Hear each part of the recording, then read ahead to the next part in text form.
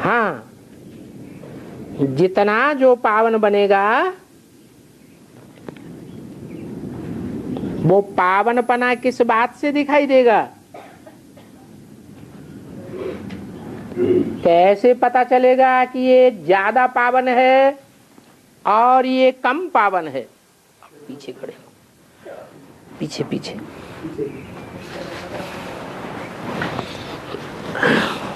और पीछे।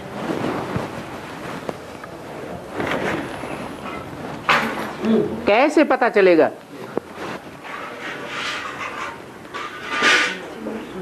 हैं?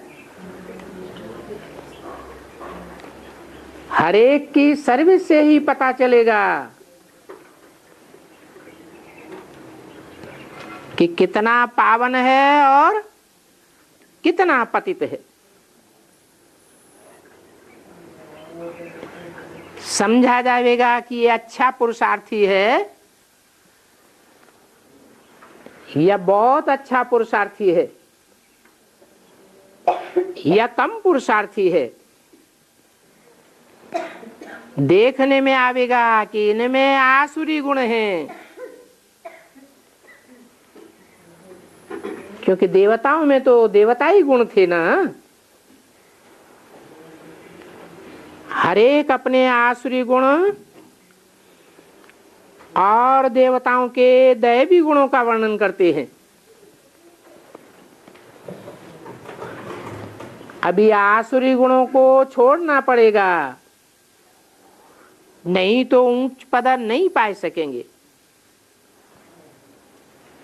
बाप समझाते रहते हैं, बच्चे दैवी गुण धारण करो। खान पान चलन हर बात में फजीलत चाहिए। पतित मनुष्यों की बद फजीलत कहेंगे, देवताएं तो फजीलियत वाले होते हैं, तो उन देवताओं का गायन होता है। तो हरेक को पुरुषार्थ करना है। अब जो करेगा सो पावेगा। तुम अब ज्ञान मार्ग में हो, भगवान आकर तुमको सहज राजयोग और ज्ञान सिखलाते हैं। बाकी ये शास्त्रादि जो बने हैं वो सब भक्ति मार्ग के हैं। दैवी गुण जिसमें होते हैं वो फजीलियत दिखाई पड़ती है दैवी गुणों की। भक्ति से दुर्गति होती है। सतयुग में तो ये भक्ति होती नहीं है। क्यों नहीं होती है? हैं? क्योंकि वहां सब पावन होते हैं, भक्ति की दरकार ही नहीं, सब सदगति को पाए हुए हैं। अभी तो अनेक प्रकार की भक्ति करते रहते हैं। कोई शास्त्र पढ़ते हैं, कोई क्या करते हैं, दुर्गति को ही पाते रहते हैं। जो जास्ती दुर्गति को पाते हैं उनको फिर भगवान अब आए करके सदगति में ले जाते हैं। तुम मनुष्यों को कितना समझाते हो कि परमात्मा सर्वव्यापी नहीं है, एक व्यापी है, फिर भी तुम्हारे समझाने से मानते ही नहीं। कितना जिद करते हैं। समझाते हैं परमपिता परमात्मा तो भक्तों का रक्षक है, सर्वव्यापी का तो कोई अर्थ ही नहीं निकलता। सर्वव्यापी होकर के कैसे भक्तों की रक्षा करेगा?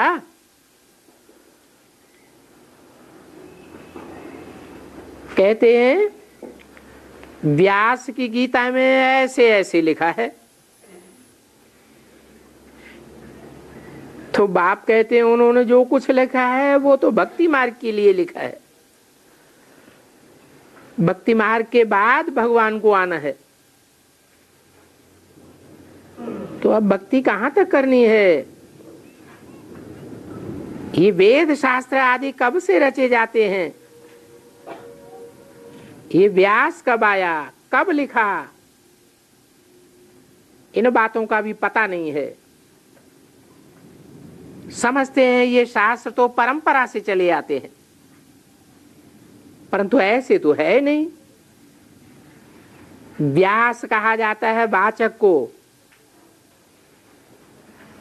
जो मुरली चलाते हैं उनको वाचक कहा जाता है। ज्ञान सागर तो एक ही बाप है, जो तुम बच्चों को ज्ञान सुनाते हैं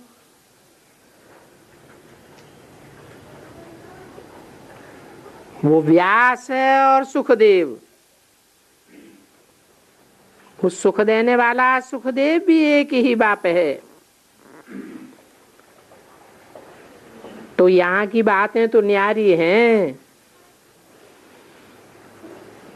भक्ति मार्ग में इन शास्त्रों आदि का कितना मान है। बाप कहते हैं ये गुरु लोग सब शास्त्रों आदि की ईविल बातें सुनाते हैं। उन ईविल बातों को मत सुनो। सबसे जास्ती ईविल बात कौन सी है? हैं? सबसे जास्ती ईविल बात है भगवान सर्वव्यापी है। अच्छा, ओम शांति।